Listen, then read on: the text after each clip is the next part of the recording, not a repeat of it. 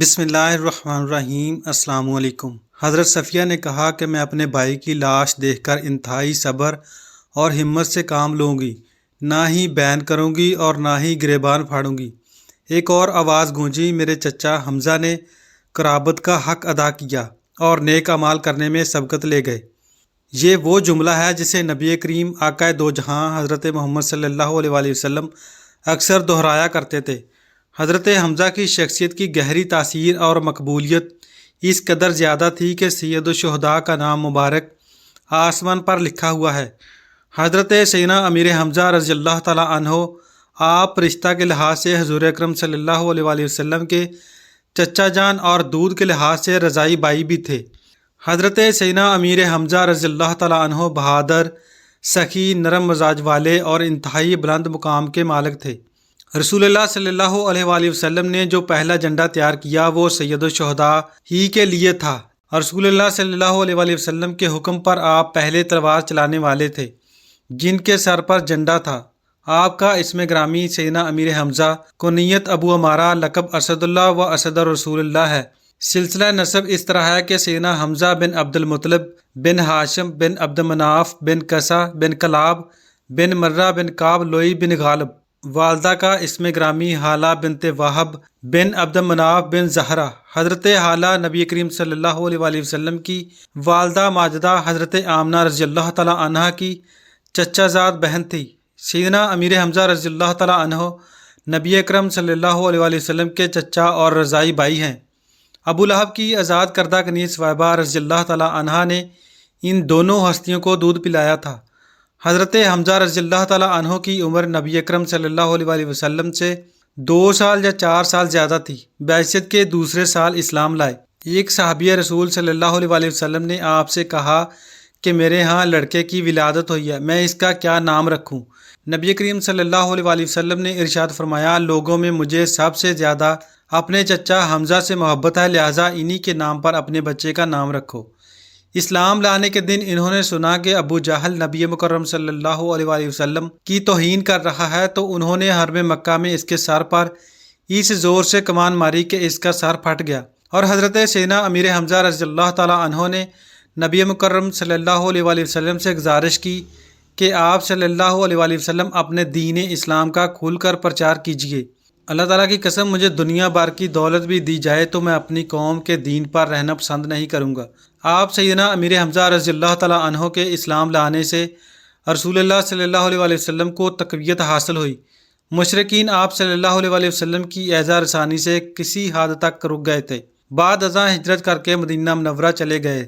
رسول اللہ صلی اللہ علیہ وآلہ وسلم نے ارشاد فرمایا کہ گزشتہ شب جب میں جنت میں داخل ہوا تو میں نے دیکھا کہ حضرت جعفر طیار رضی اللہ تعالیٰ عنہ جنت میں فرشتوں کے ساتھ پرواز کر رہے ہیں، اور سید الشہداء امیر حمزہ رضی اللہ تعالیٰ عنہ ایک عظیم تخت پر ٹیک لگائے بیٹھے ہیں۔ حضرت علی المرتضیٰ رضی اللہ تعالیٰ عنہ سے روایت ہے، جس دن اللہ تعالیٰ تمام مخلوق کو جمع فرمائے گا ان میں سے سب سے افضل انبیاء و مرسلین ہی رہیں گے، اور رسولوں کے بعد سب سے افضل شہداء کرام ہوں گے، اور یقیناً شہداء کرام میں سب سے افضل سید الشہداء سیدنا امیر حمزہ رضی اللہ تعالیٰ عنہ ہوں گے۔ صحابہ کرام نے فرمایا، جب سیدنا امیر حمزہ رضی اللہ تعالیٰ عنہ شہید ہوئے تو رسول اللہ صلی اللہ علیہ وآلہ وسلم ارشاد فرمانے لگے کہ آپ کی جدائی سے بڑھ کر میرے لیے کوئی اور صدمہ نہیں ہو سکتا۔ پھر آپ صلی اللہ علیہ وآلہ وسلم نے حضرت فاطمہ رضی اللہ تعالیٰ عنہ اور اپنی پھوپھی جان حضرت صفیہ رضی اللہ تعالیٰ عنہ سے فرمایا، خوش ہو جاؤ، ابھی جبرائیل امین علیہ السلام میرے پاس آئے تھے، انہوں نے مجھے خوشخبری سنائی ہے کہ حضرت سید الشہداء امیر حمزہ رضی اللہ تعالیٰ عنہ کا نام مبارک آسمان والوں میں لکھا ہوا ہے۔ سیدنا امیر حمزہ رضی اللہ تعالیٰ عنہ رسول اللہ صلی اللہ علیہ وآلہ وسلم کے شیر ہیں۔ غزوہ احد میں آپ سالار لشکر تھے، اور پہلی ضرب میں آپ نے قریش کے مشہور جنگجو سردار عتبہ اور پھر اس کے بھائی شیبہ کو بھی واصل جہنم کیا۔ جنگ احد میں آپ اپنی شجاعت سے اہل مکہ کا مقابلہ کرتے رہے۔ ہندہ بنت عتبہ نے ایک حبشی غلام جو ماہر نشانہ باز تھا سے کہا کہ اگر تم جنگ میں امیر حمزہ کو شہید کر دو تو تمہیں آزاد کر دیا جائے گا۔ وہ حضرت حمزہ کا مسلسل تعاقب کر رہا تھا اور موقع کی تلاش میں تھا۔ ایک مقام پر چھپ کے بیٹھ گیا۔ حضرت حمزہ مقابلہ کرتے ہوئے اس کے قریب سے گزرے تو اس نے چھپ کر نیزے سے وار کیا جو آپ کی ناف مبارک سے ہو کر پشت سے نکل گیا اور سیدنا امیر حمزہ نے جامع شہادت کا عظیم مرتبہ پایا۔ پھر آپ نے آپ کے جسم مبارک کی بے حرمتی کی اور آپ کا شکم مبارک چاک کر کے کلیجہ نکالا اور چبا کر نگلنا چاہا مگر نگل نہ سکی۔ جب رسول اللہ صلی اللہ علیہ وسلم کو یہ اطلاع ملی تو آپ صلی اللہ علیہ وسلم نے فرمایا اگر یہ کلیجہ ان کے پیٹ میں چلا جاتا تو وہ عورت آگ میں داخل نہ ہوتی، کیونکہ اللہ تعالیٰ کی بارگاہ میں میرے سید الشہداء امیر حمزہ رضی اللہ تعالیٰ عنہ کی اتنی عزت ہے کہ ان کے جسم کے کسی حصے کو آگ میں داخل نہیں فرمائے گا۔ بعد میں جب فتح مکہ کے موقع پر ہندہ اور وحشی دونوں نے کلمہ پڑھا تو نبی کریم صلی اللہ علیہ وسلم نے دونوں کو حکم دیا کہ وہ کبھی آپ کے سامنے نہ آئیں۔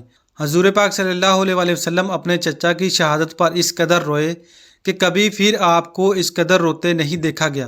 صحابہ کرام فرماتے ہیں کہ اللہ کے رسول حضرت حمزہ رضی اللہ تعالیٰ عنہ کے جنازے کو قبلہ سمت رکھ کر بہت روئے، حتیٰ کہ آپ کی ہچکی بندھ گئی۔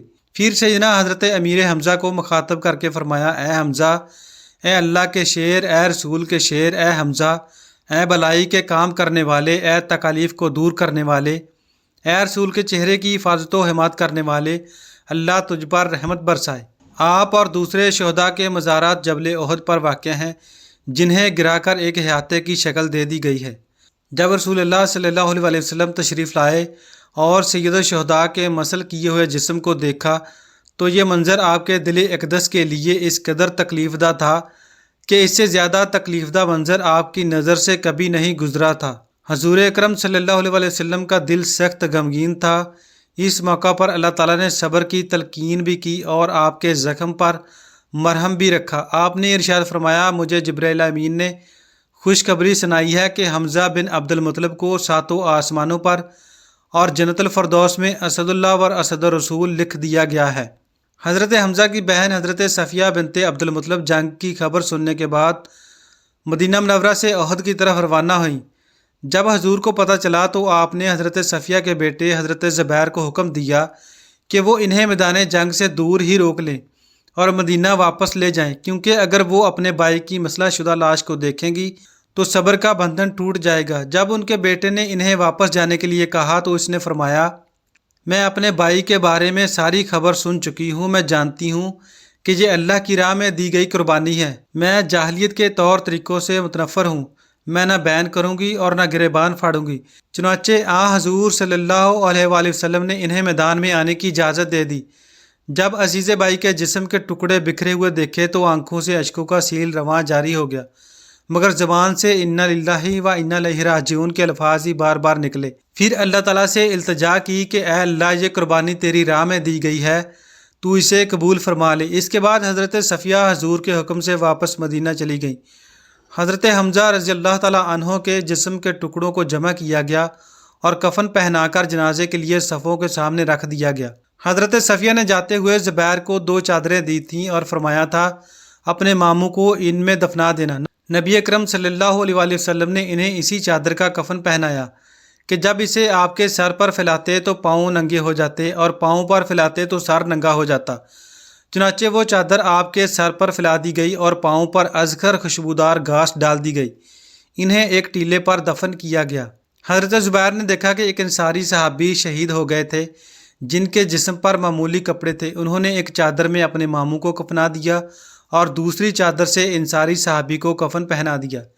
ایک روایت کے مطابق سب شہداء کا جنازہ ایک ساتھ ہی پڑھا گیا، جبکہ ایک دوسری روایت میں بیان کیا گیا ہے کہ حضور صلی اللہ علیہ وسلم نے سب سے پہلے حضرت حمزہ کا جنازہ پڑھا، یا پھر ہر شہید کو باری باری لایا جاتا اور حضرت حمزہ کے سامنے رکھ دیا جاتا اور ہر ایک کی نماز جنازہ حضور صلی اللہ علیہ وسلم کی اقتداء میں پڑھی جاتی۔ اسی طرح حضرت حمزہ کا جنازہ 70 مرتبہ پڑھا گیا۔ صحابہ کو اجتماعی قبروں میں دفن کیا گیا۔ حضرت حمزہ کو ان کے بانجے عبداللہ بن جہش کے ساتھ ایک قبر میں دفن کیا گیا۔ بعض روایت میں آتا ہے کہ حضرت مصعب بن عمیر بھی ان کے ساتھ ہی دفن کیے گئے تھے۔ عرب میں غزوہ احد کو رونما ہوئے 46 سال کا عرصہ گزر چکا تھا کہ امیر معاویہ کے دور حکومت میں میدان احد کے درمیان سے ایک نہر کی کھدائی کے دوران شہدائے احد کی بعض قبریں کھل گئیں۔ اہل مدینہ اور دوسرے لوگوں نے دیکھا کہ شہداء کرام کے کفن سلامت اور بدن تر و تازہ ہیں اور انہوں نے اپنے ہاتھ زخموں پر رکھے ہوئے ہیں۔ جب زخم سے ہاتھ اٹھایا جاتا تو تازہ خون نکل کر بہنے لگتا، یوں معلوم ہوتا تھا کہ پرسکون نیند سو رہے ہیں۔ ان کے ہاتھ پاؤں مڑ جاتے تھے اور ان کی قبروں سے کستوری کی خوشبو آتی تھی۔ حضرت امیر حمزہ رضی اللہ تعالیٰ عنہ کے پاؤں پر گدال لگ گیا تو اس سے خون بہنے لگا۔ حضرت جابر رضی اللہ تعالیٰ عنہ کے والد حضرت عبداللہ انصاری رضی اللہ تعالیٰ عنہ کا ہاتھ چہرے کے زخم سے ہٹایا گیا تو وہاں سے خون بہنے لگا۔ ہاتھ دوبارہ اسی جگہ رکھ دیا گیا تو خون بند ہو گیا۔ نبی کریم صلی اللہ علیہ وسلم نے شہداء احد کے بارے میں فرمایا کہ جو شخص قیامت تک ان کی زیارت کرے گا اور ان کی خدمت میں سلام عرض کرے گا تو وہ اسے خود جواب دیں گے۔ سرکار دو عالم صلی اللہ علیہ وسلم کے عاشقان آپ کے مزار پر حاضری دینے ضرور جاتے ہیں اور فیوز و برکات پاتے ہیں۔ اللہ آپ کے صدقے میں امت رسول صلی اللہ علیہ وسلم کی بخشش کرے اور ہماری تمام مشکلات کو آسان فرمائے، آمین۔ ناظرین، کمنٹ سیکشن میں اللہ تعالیٰ کے 99 ناموں میں سے ایک نام کمنٹ سیکشن میں ضرور ٹائپ کریں۔ شکریہ۔